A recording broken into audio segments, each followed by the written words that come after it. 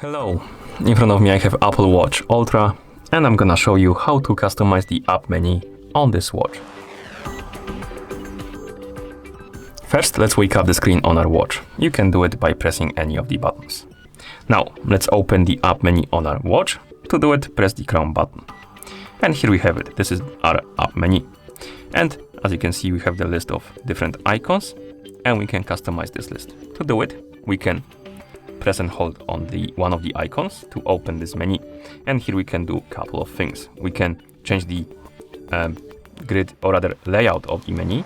The default is grid view, but you can select list view to make the icons appear in the list format.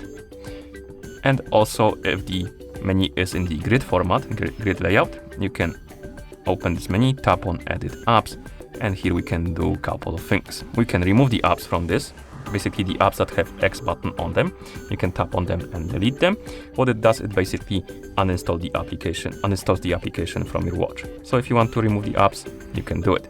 You can also press and hold on the icon of the app, and once you grab it, you can move it to different spot on the list and then release it like this. And once you're done, you can press the Chrome button to exit the edit mode. Okay. We can also customize this via the phone application on our iPhone. So let's bring our iPhone right here. Zoom out the camera so you can see the whole screen. And then open the watch app on our iPhone that is paired with our watch. Here, let's tap on app view.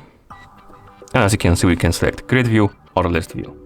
If you select list view, you won't be able to edit anything, but if you select grid view, you can tap on arrangement, and here we can basically move the icons on the menu by pressing and holding on them and then dragging them to the place you want it to be. And once you're done, you can close the application. And that's how you customize the app menu on this watch. Thank you for watching. If you found this video helpful, please consider subscribing to our channel and leaving the like on the video.